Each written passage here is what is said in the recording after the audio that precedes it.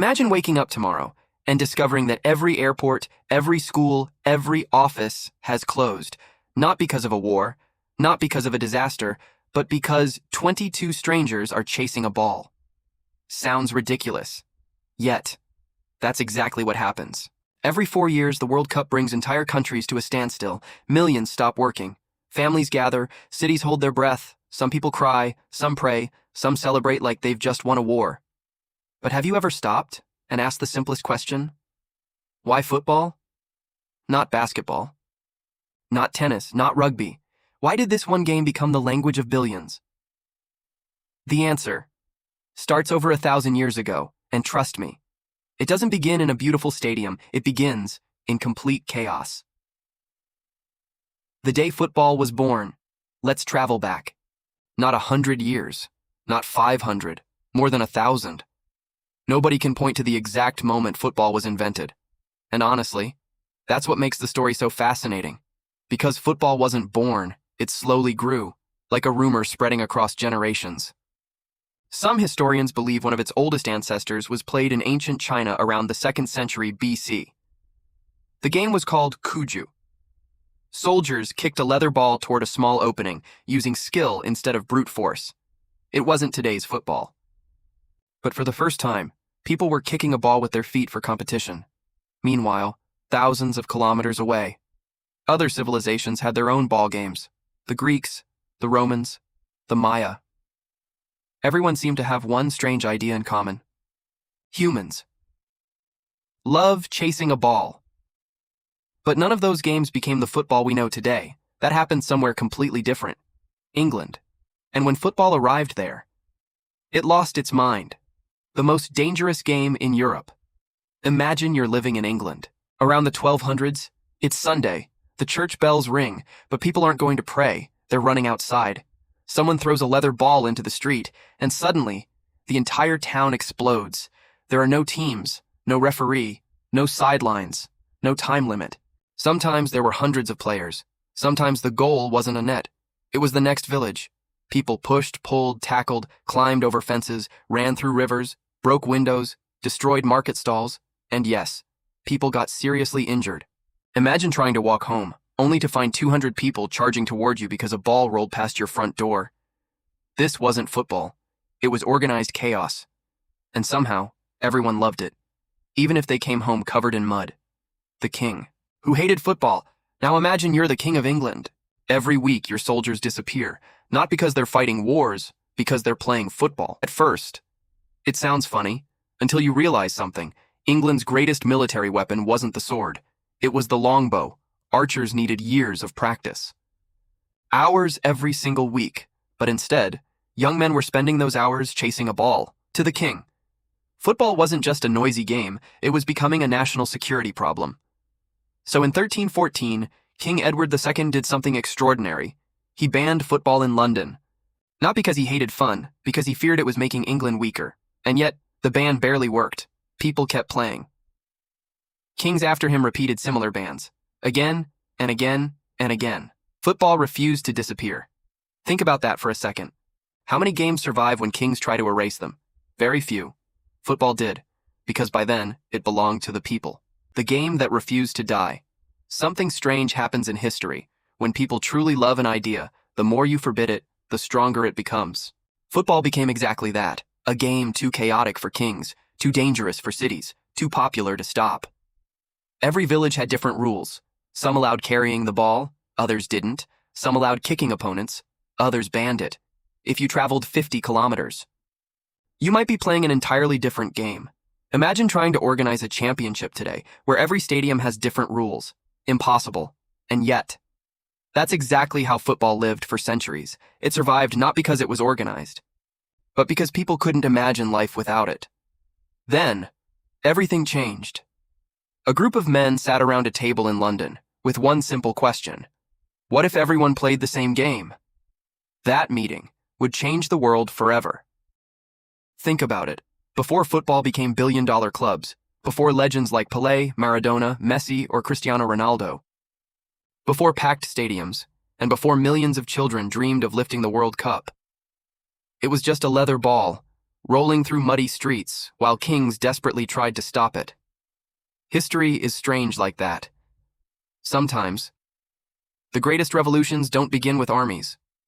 They begin with a game. The meeting that changed everything. Imagine 20 years from now. You invent a new sport. Your city loves it. The next city plays it differently. Another city changes the rules again. Now imagine organizing a championship. Impossible. That was football in the 1800s. Every school, every town, every club played by different rules. Some allowed carrying the ball, some didn't. Some allowed kicking opponents. Some practically encouraged it. Football wasn't one sport.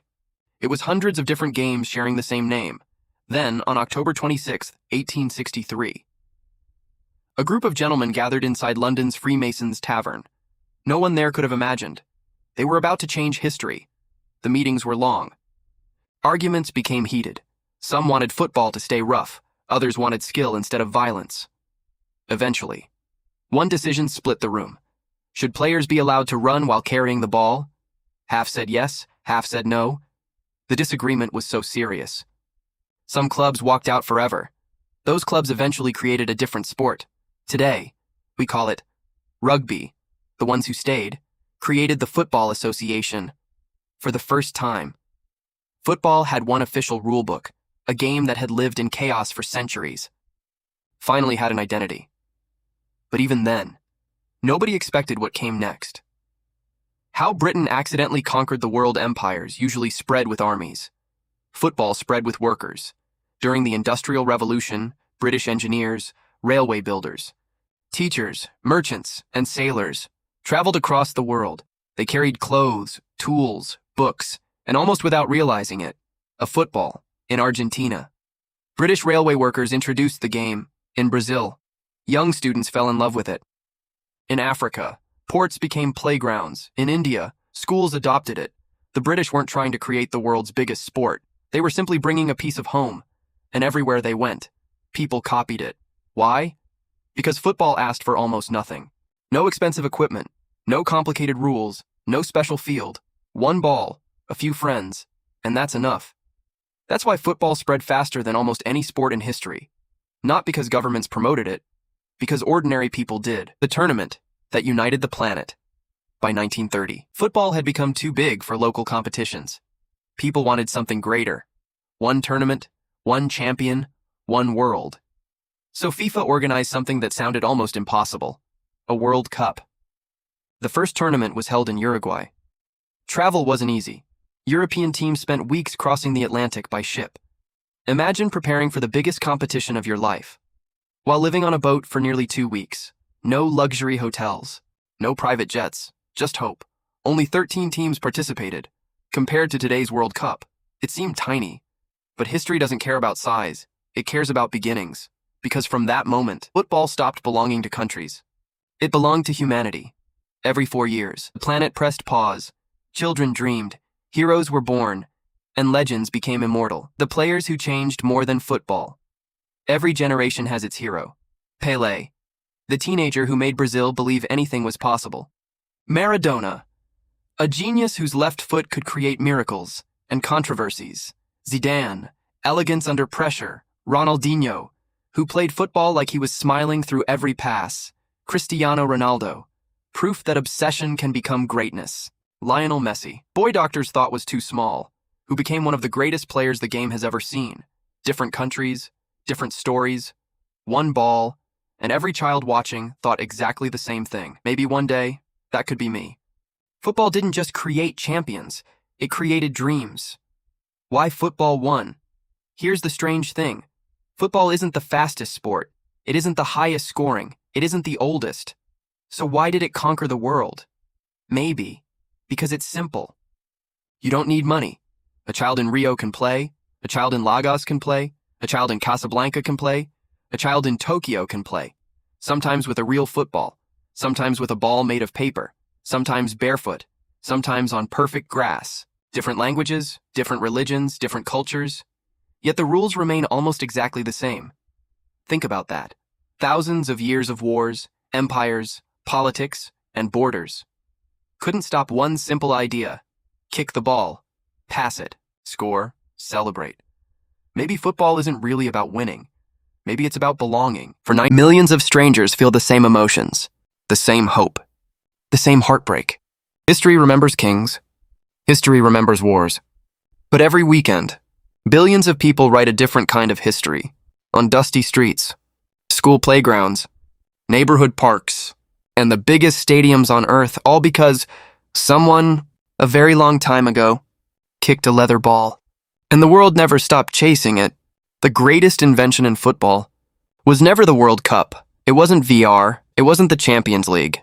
It wasn't even the rules. It was giving humanity one language that anyone could speak without saying a single word. This is TSC, because behind every game, there's a story worth telling. See you in the next one.